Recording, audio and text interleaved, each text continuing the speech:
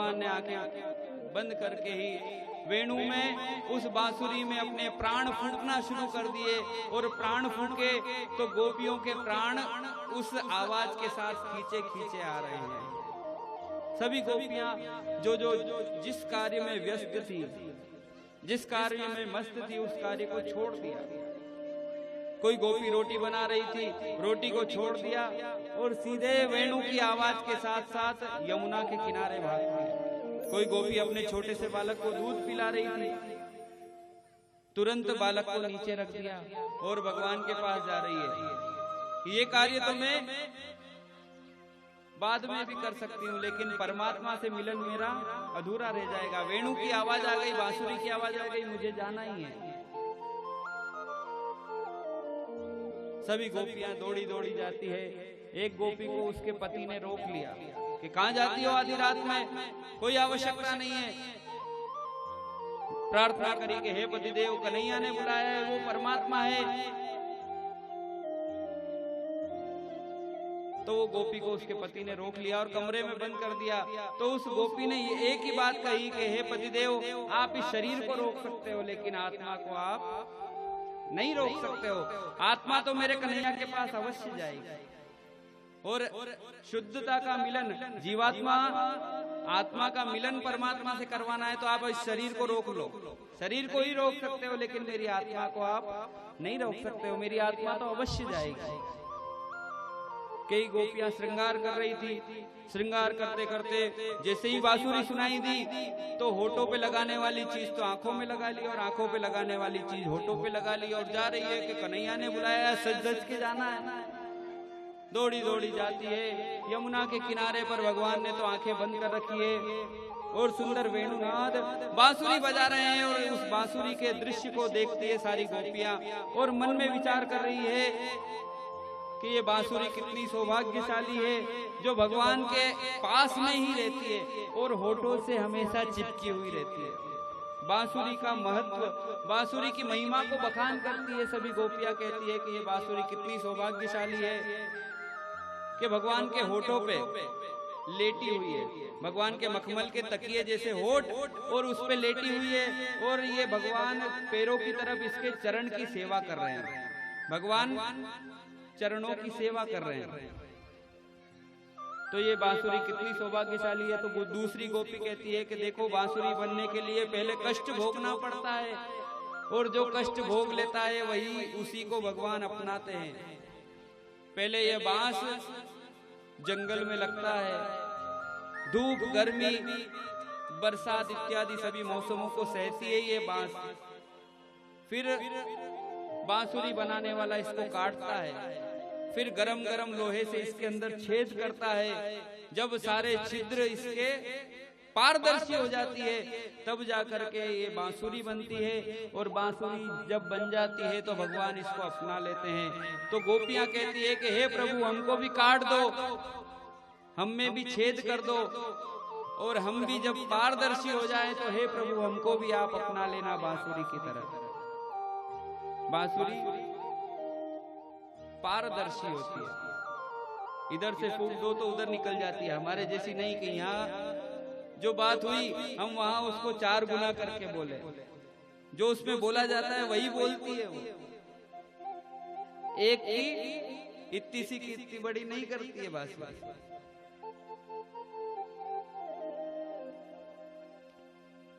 बांसुरी को इसलिए भगवान ने अपनाया क्योंकि वह स्वच्छंद है। गोपियां भगवान के इस दृश्य को देखती है, बांसुरी बजाते हुए। भगवान की आंखें बंद है और आंखें बंद में ही भगवान सभी गोपियों को निहार रहे हैं कि कौन सी गोपी आई, कौन सी नहीं आई।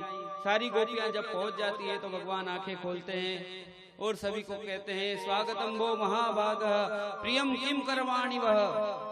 हे देवियों, आपका स्वागत है, लेकिन पहले मुझे ये बताओ कि आपका आने का कारण क्या है, आप क्यों आई हो?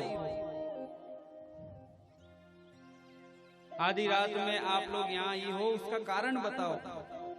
सभी गोपियां कहती है, कन्हैया ये कैसा प्रश्न है?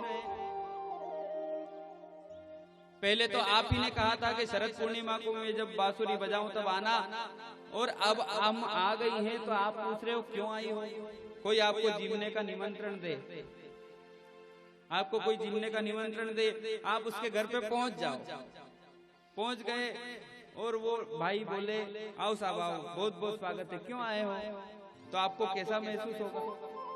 वैसे ही गोपियों से आज कन्हैया पूछ रहे हैं स्वागतम वो महाभाग, हे देवियों आपका स्वागत है, लेकिन आपका आने का कारण बताओ। गोपिया कहती है कन्हैया आप ही ने बुलाया है इसलिए हम सभी आई हैं, अपना सर्वस्व छोड़ करके आई हैं। कन्हैया कहते हैं देखो ये सब आपका आने का, आधी रात में आने का जो निर्णय है वो बिल्कुल गलत है।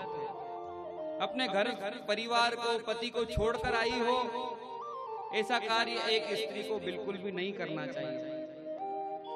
परिवार को छोड़ के आई हो, पति को छोड़ के आई हो किसी पराये पुरुष के पास, आपका कार्य बिल्कुल गलत है, ऐसा नहीं करना चाहिए एक स्त्री को।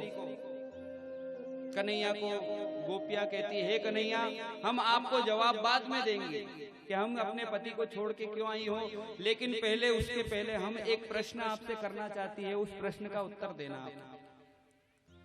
गोपिया एक कथा सुनाती, कहानी सुनाती है, कन्हैया से कहती है कि देखो कन्हैया, एक नवविवाहिता स्त्री अभी अभी जिसका विवाह हुआ है, पतिदेव से बड़ा प्रेम करती है, पतिदेव को भोजन करवाने के बाद वो स्वयं भोजन करती है। जब थोड़े दिन बीत गए, पतिदेव को कहीं व्यापार के लिए विदेश में जाना था, लेकिन उसका इतना सामर्थ्य नहीं था कि पत्नी को भी ले जाए।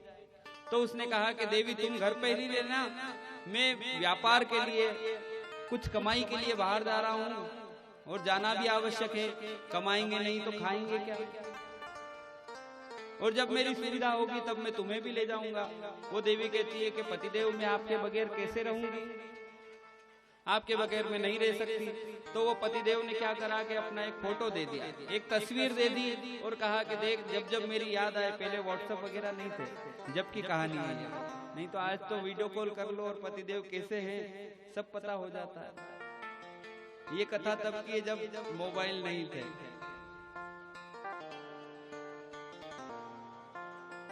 पतिदेव ने अपना एक चित्र दिया और कहा कि देखो देवी जब जब मेरी याद आए तब तब आप इस फोटो को देख लेना, इस तस्वीर को देख लेना, और आप कहती हो कि आपको भोजन कराए बाद ही में भोजन करूंगी, तो एक काम करना, इस तस्वीर के सामने तुम भोजन की थाली रख लेना और ऐसा समझना कि मैं भी भोजन कर रहा हूँ और तुम भी उसी थाली से भोजन कर रही हो, तो तुम्हारा समय भी निकल जाएगा और मेरा कमाना भी आवश्यक है, इसलिए मुझे वहां जाना भी है, दोनों काम हो जाएंगे, इस तस्वीर के सहारे तुम रह लेना।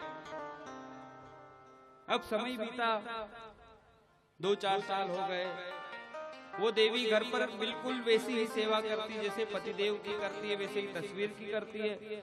अब समय बीता, एक दिन उसके पति का आने का समय हुआ, पति का आने का समय हुआ, पतिदेव आ गए, घर के द्वार पर खड़े हैं और घर का दरवाजा अंदर से बंद है। पतिदेव बजा रहे हैं दरवाजा, देवी दरवाजा खोलो हम आ गए हैं।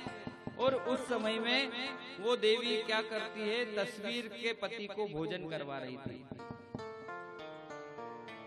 तस्वीर के पति को भोजन करवा रही थी। तो हे कन्हैया हमारा ये प्रश्न है कि उस स्त्री को क्या करना चाहिए, तस्वीर के पति को पहले भोजन करवाना चाहिए या जो असली पति द्वार पे आ गया हो उसका स्वागत करना चाहिए। कन्हैया हमारा ये प्रश्न है, आप उत्तर दो। कन्हैया कहते हैं अरे गोपियों तुम कितनी बोली हो, जब असली पति आ गया है तो फिर तस्वीर के पति की क्या आवश्यकता, उस स्त्री को दौड़ के जाना चाहिए, दरवाजा खोलना चाहिए, उस पति का स्वागत करना चाहिए, उसकी सेवा करनी चाहिए, अब तस्वीर को रख देना चाहिए।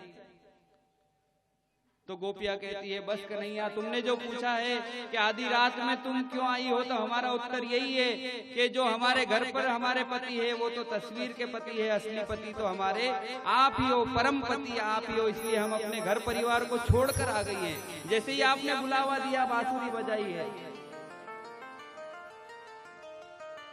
गोपियों के इस उत्तर को सुन करके कन्हैया बड़े प्रसन्न हुए, आनंदित हो गए। कन्हैया ने कहा कि हम इसी उत्तर की आशा में थे और इसीलिए आपको बुलाया था। सारी गोपियों को देख करके भगवान आनंदित हुए। भगवान रास रचाते हैं,